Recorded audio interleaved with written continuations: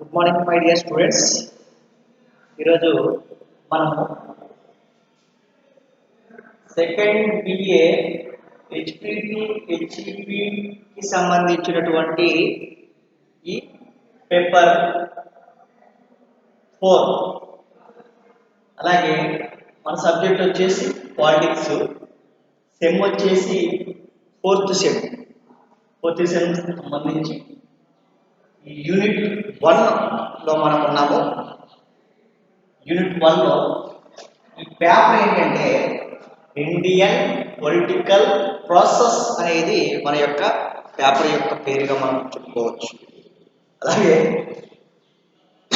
ఈరోజు మనం discuss చేసుకోబోయేటువంటి topic ఏంటంటే భారతదేశ సంస్కృతి లక్షణాలు అనే అంశాన్ని ఈరోజు మనము చెప్పుకుంటాం. అంటే మాది భారతదేశ సంస్కృతి మరియు లక్షణములు అనేది ఈ పేపర్. దీని గురించి మనం ఈరోజు డిస్కస్ చేసుకోవటం జరుగుతుంది. అందులో ఇంట్రడక్షన్, అలాగే భిన్నత్వంలో ఏకత్వము, అవిచ్ఛిన్నత, మార్పు, అలాగే సాంప్రదాయము, ఆధునికత, దాంతోపాటు వారసత్వం అనే అంశాలు ఇందులో మనం చెప్పుకోబోయేటువంటి సైడ్ హెడ్డింగ్స్గా మనము భావించాలి. అలాగే ఇక్కడ మనం భారతదేశంలో సాంస్కృతిక లక్షణాలని పరిశీలించింది అనేది ఈ యొక్క టాపిక్ యొక్క ముఖ్య ఉద్దేశం. ఇక్కడ భారతదేశ సంస్కృతి అతి ప్రాచీనమైనది అని చెప్పేసి మనం భావిస్తూ ఉంటాం, అవునా కదా? ఎందుకంటే భారతదేశానికి ఎన్నో సంవత్సరములు అంటే వేల సంవత్సరాలు కలిగినటువంటి చరిత్ర ఉన్నది అని చెప్పేసి మనం అనేక పుస్తకాల్లో కావచ్చు, అనేక ఆర్టికల్స్లో మనం తీసుకున్నట్టయితే భారతదేశం అతి పురాతనమైన దేశము, భారతదేశము అతి ప్రాచీన నాగరికతకు సంబంధించినటువంటి దేశంగా మనము మన పెద్దలు కూడా అభివర్ణించడం జరుగుతుంది. అయితే ఇక్కడ మనము భారతదేశం యొక్క ఆధునికత లేదా భారతదేశం యొక్క చరిత్ర ఎప్పుడు మనకి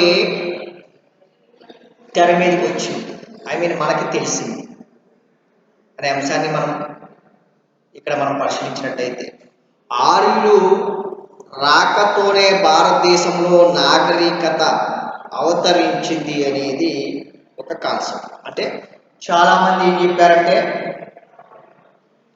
భారతదేశంలో ఎప్పుడు నాగరికత ఆరంభమైంది అనేసి మనం ఒకసారి పరిశీలించినట్టయితే నాగరికత ఓకేనమ్మా, ఈ నాగరికత అనేది ఎప్పుడు భారతదేశంలో ప్రారంభమైంది అని మనం తెలుసుకున్నట్టయితే ఆర్యుల రాకతో, ఆర్యులు ఎప్పుడైతే ఇండియాలోకి ఎంటర్ అయ్యి వాళ్ళ యొక్క సంతతిని పెంచుకోవడం ద్వారా వాళ్ళ యొక్క దగ్గర ఉన్నటువంటి పాండిత్యాన్ని భారతీయులకి పంచడం ద్వారా భారతదేశంలో నాగరికత అనేది వెళ్ళి విరిసింది అనేసి కొద్ది మందుల యొక్క వాదన.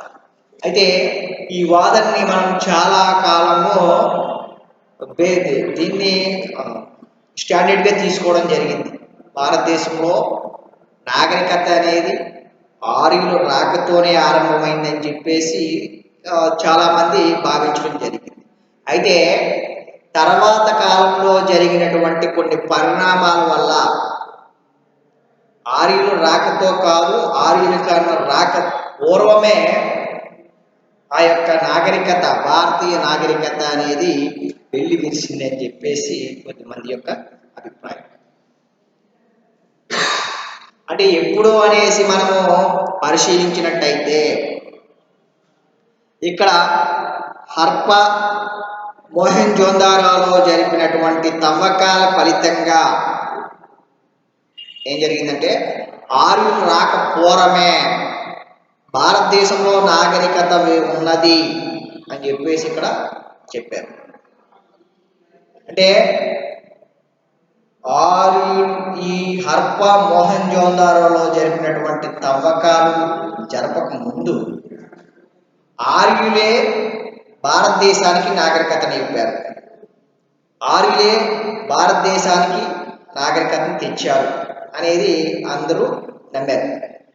అయితే ఎప్పుడైతే హర్పా మొహంజోదారోలో జరిపినటువంటి తవ్వకాల్లో కొన్ని వస్తువులు బయటపడ్డాయి, కొన్ని అతి పురాతనమైన ప్రాచీనమైనటువంటి వస్తువు స్థానవాటికలు అవ్వచ్చు, కొన్ని అస్థిపంజరాలు అవ్వచ్చు, ఆనాటి కాలంలో వాడినటువంటి పూసలు, ఆ యొక్క ఇనుప సామాన్లు, రాగి వస్తువులు, వీటన్నిటిని తీసుకున్నట్టయితే దాన్ని బేస్ చేసుకుని ఏం చెప్పారంటే భారతదేశంలో నాగరికత అనేది ఆర్యులు రాకతో రాలేదు, ఆర్యులు రాక పూర్వమే భారతీయులు నాగరికులు అయ్యారు అని చెప్పేసి ఇక్కడ మనకి ఒక క్లారిఫికేషన్ ఇవ్వడం జరిగింది.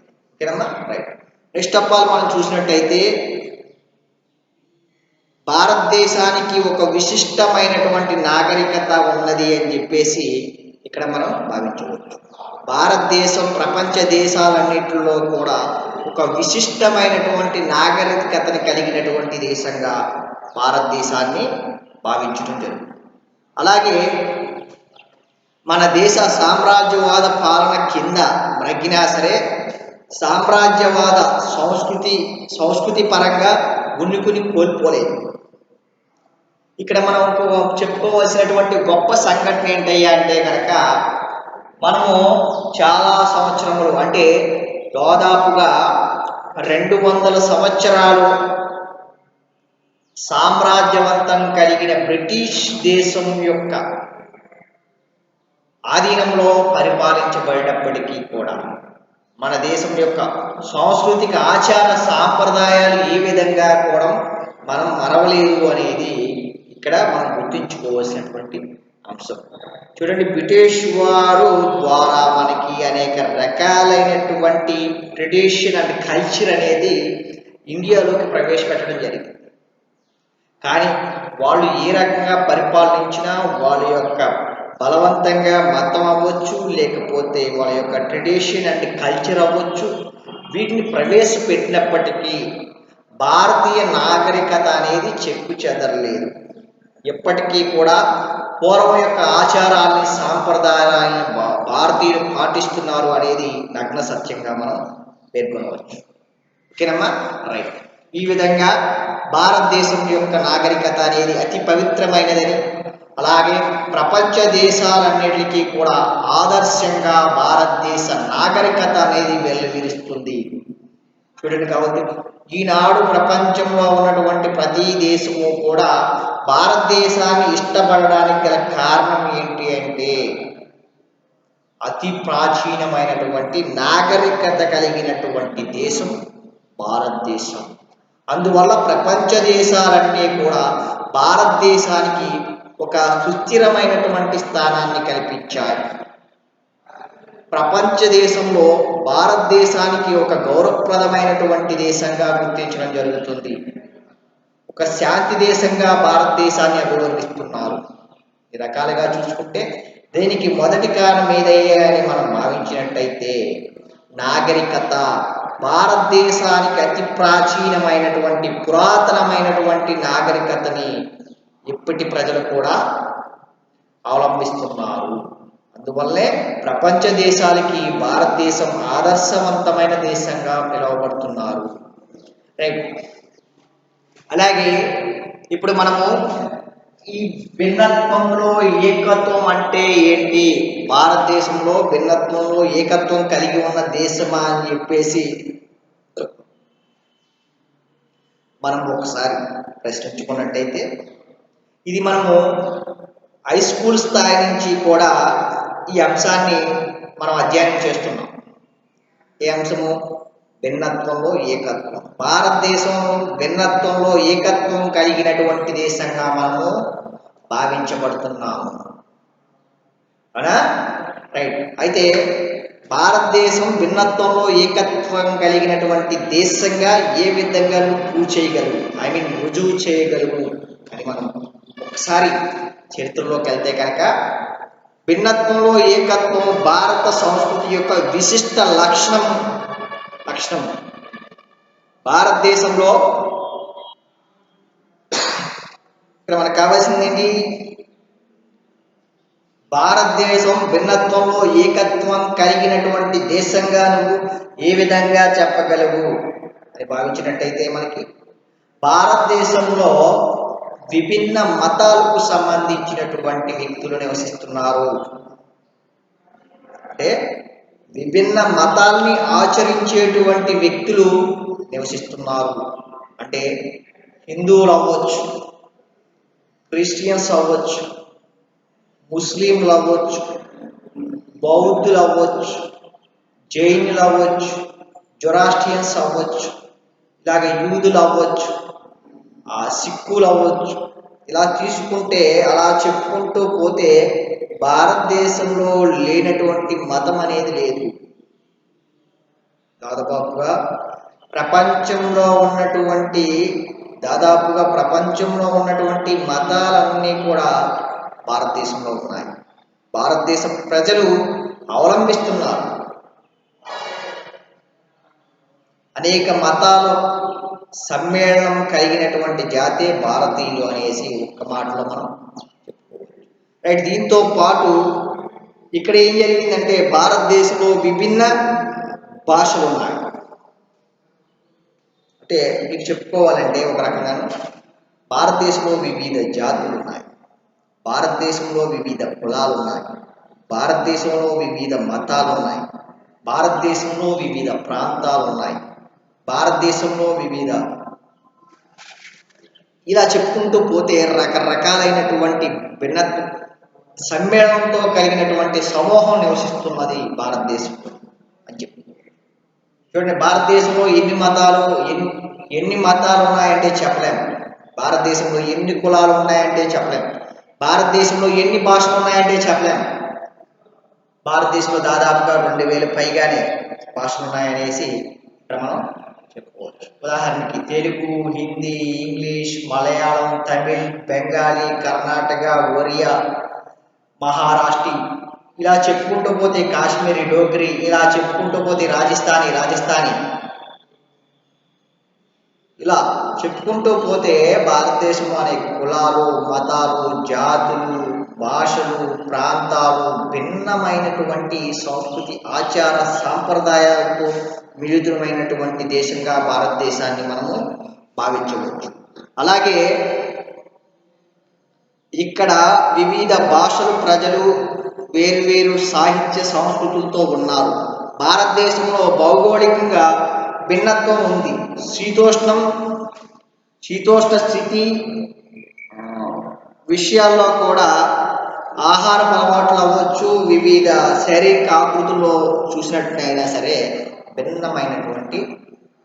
భిన్నత్వంలో ఏకత్వం కలిగిందని చెప్పేసి భారతదేశాన్ని భావించారు. చూడండి, ఇప్పుడు మీరు ఒక్కసారి పరిశీలించినట్టయితే భారతదేశంలో భిన్నమైనటువంటి భౌగోళిక వాతావరణం అనేది ఉంది. భారతదేశాన్ని పరిశీలించినట్టయితే మనము 4 భాగాలుగా డివైడ్ అయ్యొచ్చు. ఉత్తర భారతదేశం, దక్షిణ భారతదేశం, ఈ పక్కకు వస్తే పశ్చిమ, ఈ పక్కకు వస్తే తూర్పు, అంటే 4గా డివైడ్ చేస్తాం. ఢిల్లీ, జమ్మూ అండ్ కాశ్మీర్, అరుణాచల్ ప్రదేశ్, మధ్యప్రదేశ్, ఈ ప్రాంత, బీహార్, ఈ ప్రాంతాల్ని, పాట్నా, చండీగఢ్, ఈ ప్రాంతాల్ని మనం తీసుకున్నట్టయితే ఉత్తర భారతదేశం అంటారు. ఈ ఉత్తర భారతదేశ భౌగోళిక శీతోష్ణిత పరిస్థితులు వేరుగా ఉంటాయి. అక్కడ పండేటువంటి పంటలు వేరుగా ఉంటాయి. అక్కడ ఎక్కువగా పండే పంటలు ఏంటి? జొన్న, గోధుమ, బార్లీ, ఈ రకమైనటువంటి పంటలు అక్కడ పండుతాయి. ఆ అలవాటు అక్కడ ఉంటుంది. ఆ విధానం, శీతోష్ణ స్థితి పరిస్థితుల ప్రభావం కూడా ఆ పంటల మీద పడుతుందని చెప్పుకోవచ్చు. నెక్స్ట్ మనము ఈశాన్య పశ్చిమ భారతదేశం అంటే ముంబై, రాజస్థాన్, మధ్యప్రదేశ్, ఈ కొన్ని ప్రాంతాలన్నింటినీ కలిపి పశ్చిమ భారతదేశంగా చెప్పుకోవచ్చు. ఇక్కడ ఉన్నటువంటి శీతోష్ణ స్థితి పరిస్థితులు వేరు, ఆ పండేటువంటి పంటలు వేరు, వాళ్ళ యొక్క ఆహార అలవాట్లు వేరుగా ఉంటాయి. నెక్స్ట్ తూర్పు తూర్పు రాష్ట్రాలకు వచ్చినట్టయితే, అంటే తూర్పు భాగానికి వచ్చినట్టయితే ఇక్కడ మొత్తం 7 రాష్ట్రాలు ఉన్నాయి. అసోం, మేఘాలయ, త్రిపుర, సిక్కిం, ఇటు నాగాలాండ్, ఈ కొన్ని రాష్ట్రాలు. వీళ్ళ యొక్క శీతోష్ణ స్థితి ప్రభావం వేరు, భౌగోళికంగా వాళ్ళ యొక్క పరిస్థితులు వేరు. దాంతోపాటు అక్కడ పండేటువంటి పంటలు కూడా డిఫరెంట్గా ఉంటాయి. వాళ్ళ యొక్క ఆహారపు అలవాట్లు, వాళ్ళ ఆచారాలు, సాంప్రదాయం కూడా డిఫరెంట్గా ఉంటాయని చెప్పేసి ఇక్కడ మనం భావించవచ్చు. దాంతోపాటు దక్షిణ భారతదేశానికి వస్తే అంటే తెలంగాణ, ఆంధ్రప్రదేశ్, కర్ణాటక, కేరళ, ఈ రాష్ట్రాన్ని మనం చూసుకున్నట్టయితే, పరిశీలించినట్టయితే ఈ శీతోష్ణ స్థితి అవ్వచ్చు, దాంతోపాటు భౌగోళిక పరిణామాన్ని చూసుకున్నా, ఇక్కడ పండేటువంటి పంటల విధానం చూసుకున్నా, వీళ్ళ యొక్క ఆహారపు అలవాట్లను మనం తీసుకున్నట్టయితే చాలా డిఫరెంట్గా ఉంటుంది. ఇలాగా భారతదేశంలోనే 4 భాగాలుగా డివైడ్ చేసినట్టయితే ఆ పండే పంటలు అవ్వచ్చు, శీతోష్ణ స్థితి అవ్వచ్చు, భౌగోళిక పరిమాణాలు అవ్వచ్చు, ఇవన్నీ కూడా చాలా డిఫరెంట్గా ఉంటాయనేసి మనం భావించవచ్చు. ఓకేనమ్మా, రైట్. అయితే ఇక్కడ మనం చెప్పుకుంది ఏంటి, భౌగోళిక పరిణామాలు చెప్పుకున్నాము.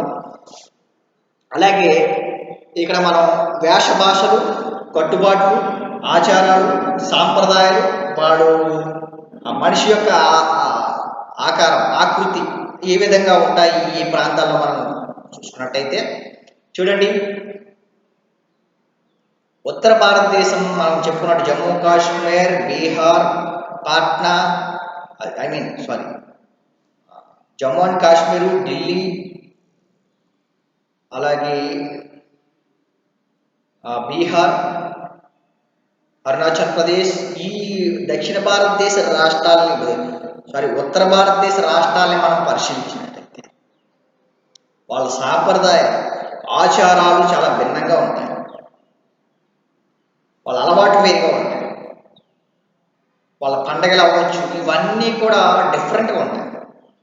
నెక్స్ట్ వాళ్ళ మనుషుల యొక్క ఆకారం కూడా మారుతూ ఉంటుంది. అంటే ఢిల్లీ, జమ్మూ అండ్ కాశ్మీర్ ఆ యొక్క ప్రాంతంలో కట్టుబాట్లు కానీ, ఆచారాలు కానీ, సాంప్రదాయాలు కానీ, వాళ్ళ యొక్క జీవన విధానం చాలా డిఫరెంట్గా ఉంటాయి. అలాగే వాళ్ళు పుట్టినటువంటి మనుషుల్లో కొంచెం వేరియేషన్ అనేది కనపడుతూ ఉంటుంది. చాలా పొడుగ్గా ఉండడము, లేకపోతే సన్నగా ఉండడము, లేదా లావుగా ఉండడం అనేది ఆ యొక్క ప్రాంతాల్లో అలా ఉంటారు. నెక్స్ట్ ఇలా ఈశాన్య ప్రాంతాలు కదా, ఈ పశ్చిమ ప్రాంతాలకు వచ్చినట్టు రాజస్థాను, మధ్యప్రదేశ్, మహారాష్ట్ర, గుజరాత్, ఈ ప్రాంతాలను మనం ఒకసారి గమనించినట్టయితే వీళ్ళ యొక్క ఆచారాలు, సాంప్రదాయాలు, పండుగలు, ఆ కట్టుబాట్లు, వాళ్ళ భాషలు, ఇవన్నీ కూడా డిఫరెంట్గా ఉంటుంది. బట్ వాళ్ళ మనిషి యొక్క ఆకృతి, ఇవన్నీ కూడా చాలా డిఫరెంట్గా ఉంటాయి. వాళ్ళ కులాలు, మతాలు వేరే ఉంటాయి. నెక్స్ట్ ఇలా తూర్పు ఇండియాలో తూర్పు సైడ్కి వచ్చేటప్పటికి వీళ్ళ మతాలు, ఆచారాలు, సాంప్రదాయాలు భిన్నంగా ఉంటాయి. వాళ్ళతో పాటు ఆ మనుషులు కూడా చాలా పొట్టిగా ఉంటారు. అంటే ఇంచుమించుగా మనకి ఈ చైనాకి దగ్గరలో ఉన్నటువంటి రాష్ట్రాలు ఇవి. ఇందాక మనం చెప్పుకున్నటువంటి అసోం, మేఘాలయ, త్రిపుర, నాగాలాండ్, ఈ ప్రాంతాలు, ఈ 7 రాష్ట్రాలని మనం గమనించినట్టయితే చైనాకి దగ్గరగా పోలికలు ఉంటాయి. ఆ చైనా యొక్క ప్రభావం వీళ్ళ మీద పడుతుంది. ఆచారాలు, కట్టుబాట్లు, ఆ మనుషులు చాలా పొట్టిగా ఉండడం, ఈ రకంగా ఉంటుంది. నెక్స్ట్ తమిళనాడులో ఒకళ్ళు, వీళ్ళందరూ కూడా కొద్దిగా నల్లగా ఉండడం, పొడుగ్గాను, వీళ్ళ యొక్క ఆచారాలు, సాంప్రదాయాలు వేరు. అలాగే ఆంధ్రప్రదేశ్, తెలంగాణ, కేరళ, ఇవన్నీ చూసుకున్నట్టయితే దక్షిణ భారతదేశంలో ఉన్నటువంటి రాష్ట్రాలని మనం గమనించినట్టయితే వీళ్ళ భాష, మతము, కులము అన్నీ కూడా భిన్నంగా, ట్రెడిషన్స్కి భిన్నంగా ఉంటాయి అనేసి మనం చెప్పుకోవచ్చు. ఈ రకంగా మనం ఇప్పుడు వరకు చెప్పుకున్నటువంటి అంశాలన్నింటినీ కూడా ఒక్కసారి కనుక మనం పరిశీలించినట్టయితే భారతదేశంలో భిన్నత్వంలో ఏకత్వం కలిగినటువంటి దేశంగా మనం సర్టిఫై చేయవచ్చు. దాంట్లో ఏ విధమైనటువంటి అభ్యంతరం కూడా ఉండదు. ఎందుకంటే ప్రపంచంలో లేని భాషలు, కులాలు, మతాలు, జాతులు, సంస్కృతులు, ఆచారాలు, సాంప్రదాయాలు అన్నీ కూడా కేవలం ఒక్క భారతదేశంలో మనకి కనపడతాయి. అందుకే భారతదేశాన్ని భిన్నత్వంలో ఏకత్వం కలిగినటువంటి దేశంగా మనము అభివర్ణించవచ్చు. ఓకేనమ్మా, రైట్. ఇది 2వ పాయింట్. ఇక మనము మూడో పాయింట్ అయినటువంటి అవిచ్ఛిన్నత మార్పు. అవిచ్ఛిన్నత మార్పు అనే అంశంలోకి మనం వచ్చినట్టయితే భారతీయ సంస్కృతి నాటి నుండి నేటి వరకు కొన్ని అవిచ్ఛిన్నమైనటువంటి సంస్కృతులు ఉన్నాయి. ఎంతటి సమస్యలు ఎదురైనా విదేశీ పాలన కింద మగ్గిన అవి మాత్రము ఏం జరిగినాయి అంటే విచ్ఛిన్నం కాలేదు. భారతీయ సంస్కృతి విలువలతో కూడినటువంటి భారతీయ సంస్కృతి అనేది విలువలతో కూడి ఉన్నది అనేసి మనము చెప్పుకోవచ్చు. ఇప్పుడున్నటువంటి భారతీయుల్లో అవిచ్ఛిన్నత మార్పు అనేది రాలేదు. ఎందుకంటే కొన్ని మార్పులు వచ్చినా కొన్ని అంశాల్లో మార్పు అనేది చోటు లేకుండా పోయిందట. దానికి మెయిన్ కారణం ఏంటంటే భారతదేశంలో ఉన్నటువంటి నాగరికతకి మన పూర్వీకులు ప్రభావం అవడం వల్ల వాళ్ళ యొక్క ప్రభావం మన మీద పడదు.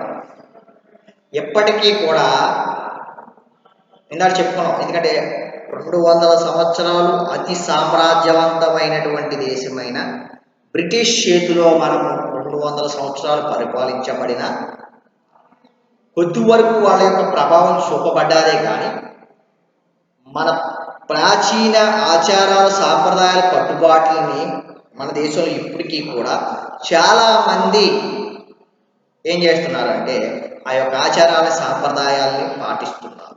ఇక్కడ విలువలతో కూడినటువంటి సంస్కృతి ఆచార సాంప్రదాయాలు భారతదేశంలో ఉన్నాయి అనేసి మనం చెప్పుకోవచ్చు. ఓకేనమ్మా, రైట్. దాంతోపాటు ఇంకేముందంటే అందులో భారతీయ సంస్కృతిలో పెద్దలను గౌరవించడము, బోధదయ, సకల ప్రాణి కోటి పట్ల ఆదరణ, సహనశీలత, తోటి వ్యక్తుల పట్ల గౌరవం ఇమిడి ఉన్నాయి. ఇక్కడ భారతదేశంలో ఉన్నటువంటి అతి విలువలతో కూడినటువంటి అంశాలని మనం చూసినట్టయితే మనము పెద్దల్ని గౌరవించడం జరుగుతుంది.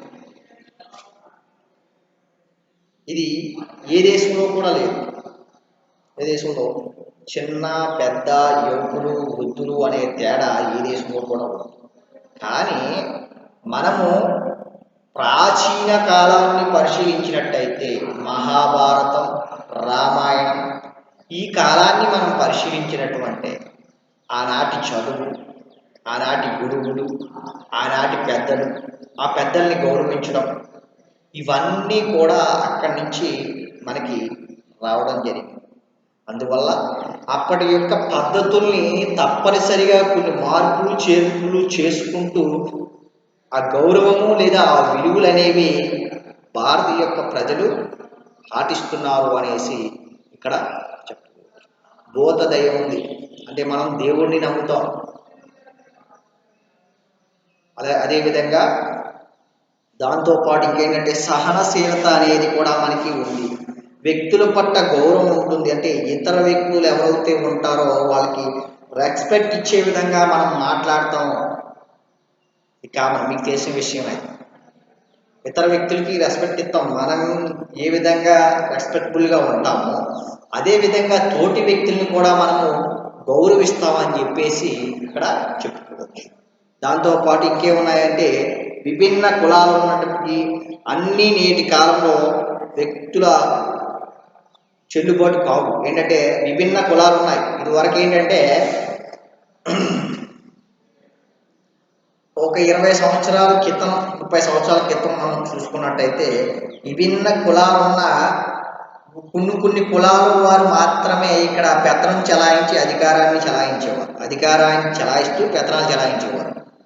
కానీ నేటి కాలంలో విభిన్న కులాలు ఉన్నప్పటికీ కూడా ఈ ఒకే కులం చెల్లుబాటు అనేది జరగని పని. ఎందుకంటే విభిన్న కులాలు ఉన్నాయి కాబట్టి వాళ్ళ యొక్క ఆ కులాలను చూసుకుంటూ ఆ చెల్లుబాటు అనేది లేకుండా పోయిందనేసి మనం చెప్పుకోవచ్చు. అదేవిధంగా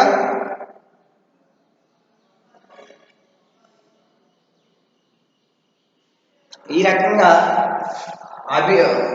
అవిచ్ఛిన్నత మార్పు అనేది ఉంది అనేసి చెప్పుకోవచ్చు. అంటే పెద్దలని గౌరవించడము, ఆచారాల సాంప్రదాయాలను గౌరవించడము, విలువలతో కూడినటువంటి విద్య, దాంతోపాటు పెద్దల్ని గౌరవించడము, అలాగే ఎదుటి వ్యక్తుల్ని గౌరవించడము, ఇవన్నీ కూడా అవిచ్ఛిన్నత మార్పు అనే అంశంగా మనము భావించడం జరుగుతుంది. అదేవిధంగా నాలుగోదైనటువంటి సాంప్రదాయము ఆధునికత అనే అంశాన్ని మనం తీసుకున్నట్లయితే, ఏంటి ఈ సాంప్రదాయము ఆధునికత అని మనం భావించినట్లయితే, భారతదేశంలో నేటికి కొన్ని ప్రాచీన సాంప్రదాయాలు కొనసాగుతున్నాయని చెప్పేసి ఇక్కడ మనము చెప్పుకోవచ్చు. అంటే భారతదేశంలో ఎంత అభివృద్ధి చెందిన మనము ఏం చేస్తున్నామంటే, భారతదేశంలో నేటికి కొన్ని ప్రాచీన ఆచార సాంప్రదాయాలను కొనసాగుతున్నాము అని చెప్పేసి చెప్పుకోవచ్చు. ఇక్కడ చూడండి, విద్యా విధానంలో గురు శిష్యుల మధ్య నైతిక సాంప్రదాయాలు. ఇందాక చెప్పుకున్నాం మనం, గురు శిష్యుల మధ్య ఒక విధమైనటువంటి విలువలతో కూడినటువంటి ఈ ఆచార సాంప్రదాయాలు ఉన్నాయి. అంటే గౌరవిస్తాం మన గురువు, మనకి చదువు చెప్పేటువంటి, మనకి విజ్ఞానాన్ని అందించేటువంటి వ్యక్తుల్ని మనం గురువుగా భావిస్తాము. గురువుగా భావిస్తూ వాళ్ళకి ఉన్నత స్థానం, ఉన్నత విలువల్ని తో కూడినటువంటి, సంస్కారంతో కూడినటువంటి వ్యక్తులుగా మనం భావిస్తూ చూస్తాం. ఇది ఎప్పటిది? ఇందాక చెప్పుకున్నాం, రామాయణ మహాభారతాల్లో వాళ్ళ యొక్క గురువుల్ని ఏ విధంగా చూసుకునేవారు, అది మనకి సక్రమంగా రాను రాను మనకి ఆ ప్రభావం పడిందని చెప్పుకోవచ్చు. మనం కూడా మనకి చదువు చెప్పేటువంటి గురువుల్ని చాలా జాగ్రత్తగా వాళ్ళకి గౌరవం ఇవ్వడము, గౌరవ మర్యాదలు ఇవ్వడం, ఉన్నతమైన స్థానంలో వాళ్ళని చూడటం అనేది మనకి జరుగుతుందనేసి ఇక్కడ చెప్పుకోవచ్చు. ఇది అతి ప్రాచీనమైనటువంటి అంశంగా మనం భావించవచ్చు. ఇక నెక్స్ట్ ఇంకోటి ఏంటంటే, అలాగే వివాహ వ్యవస్థ అవ్వచ్చు, కుటుంబ వ్యవస్థని పరిశీలించినా సరే, కుల వ్యవస్థకి సంబంధించినటువంటి సాంప్రదాయాలు కొన్ని పాటించడం జరుగుతూ ఉంటుంది. ఇక్కడ మనం దాంతోపాటు వివాహ వ్యవస్థను తీసుకున్నట్టయితే, భారతదేశంలో విభిన్నమైనటువంటి వివాహ వ్యవస్థలు, ఆచార సాంప్రదాయాలు భారతదేశంలో అమల్లో ఉన్నాయి. అంటే ఒక రకమైనటువంటి వివాహ వ్యవస్థని భారతీయులు అందరూ పాటించరు. ఇందాక చెప్పుకున్నాం, ఉత్తర భారతదేశం, దక్షిణ భారతదేశం, పశ్చిమ భారతదేశం, తూర్పు భారతదేశాన్ని మనం పరిశీలించినట్టయితే భిన్నమైనటువంటి వివాహ వ్యవస్థలు ఇక్కడ అమల్లో ఉన్నాయనేసి ఇక్కడ చెప్పుకోవచ్చు. దాంతోపాటు కుటుంబ వ్యవస్థ అనే దాన్ని మనం పాటిస్తున్నాం. అంటే భారతీయులు కుటుంబ వ్యవస్థకి అధిక ప్రాధాన్యత ఇవ్వటం జరుగుతుంది. అంటే ఉమ్మడి, ఇప్పుడంటే లేవు కానీ ఇది వరకు ఉమ్మడి కుటుంబ వ్యవస్థ అనేది ఈ వాడుకలో ఉండేది. ఈ కుటుంబ వ్యవస్థ అనేది కూడా ఇప్పుడు చిన్న భిన్నం అయిపోతుంది అనేసి ఇక్కడ మనం చెప్పుకోవచ్చు. దాంతోపాటు కులాలు, మతాలు ఇవన్నీ చూసుకున్నట్టయితే ఇప్పటికీ కూడా సాంప్రదాయక ఆధునికత చెందిన భారతదేశంలో కూడా సాంప్రదాయాలుగా ఆ అంశాలు ఉన్నాయనేసి ఇక్కడ మనం చెప్పుకోవచ్చు. దాంతోపాటు ఆధునికతను సాంప్రదాయములకు సహజమైనటువంటి సంఘర్షణ ఉంటుంది. ఈ భారతదేశంలో నేడు ఇటువంటి పురాతన చెడు సాంప్రదాయాలు విస్మరించడం జరుగుతుంది. భారతదేశంలో ఏవైతే చెడు సాంప్రదాయాలు అయితే ఉన్నాయో వాటన్నిటిని కూడా విస్మరించడం జరిగింది అనేసి ఇక్కడ మనం చెప్పుకోవచ్చు. ఏంటి, బాల్య వివాహాలు అవ్వచ్చు, సతీసాగమనం అవ్వచ్చు, అదేవిధంగా ఇంకోటి ఏంటంటే ఈ విధమైనటువంటి సిద్ధాలు, అంటరానితనం అవ్వచ్చు, బాల్య వివాహాలు అవ్వచ్చు, సతీసాగమనం అవ్వచ్చు, ఇవన్నీ కూడా స్త్రీలకు విద్య లేకుండా చేయడం అవ్వచ్చు, ఇవన్నీ కూడా ఆనాటి సాంఘిక దురాచారాలు, అవన్నీ కూడా ఈనాటి ఆధునికతలో రూపుమాపోయాయనేసి మనం భావించవచ్చు. నెక్స్ట్ ఇక వారసత్వం విషయంలోకి వచ్చేటప్పటికి, ఫైనల్ టాపిక్ వారసత్వం అనే అంశంలోకి వచ్చేటప్పటికి, భారతీయ సంస్కృతిని సుసంపన్నమైనది చేసే సుసంపన్నమైనటువంటి వారసత్వంగా మనము భావించవచ్చు. ఎందుకంటే ప్రాచీనుల నుంచి మనకి ఈ వారసత్వం అనేది పుణికిపుచ్చుకోవడం జరుగుతుంది. అలాగే సంగీతం, శిల్పకళ మొదలగునవి. ఇందులో జానపద సాహిత్య ప్రముఖ స్థానము ఉంది అనేసి మనం చెప్పుకోవచ్చు. అంటే శిల్పకళ అవ్వచ్చు, జానపదం అవ్వచ్చు, నృత్యాలు అవ్వచ్చు, ఏవైనా అవ్వచ్చు. అవన్నీ కూడా మనకి ఎక్కడి నుంచి వచ్చిందంటే వారసత్వం నుంచి మనం పుణికిపుచ్చుకున్నాం అనేసి మనం చెప్పుకోవచ్చు. అలాగే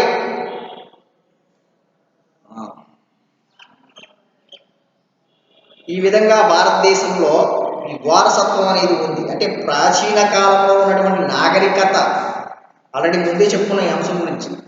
ప్రాచీన కాలంలో ఈ నాగరికతలో ఉన్నటువంటి కొన్ని అంశాలన్నిటిని కూడా భారతీయులు వారసత్వంగా తీసుకోవడం జరిగింది.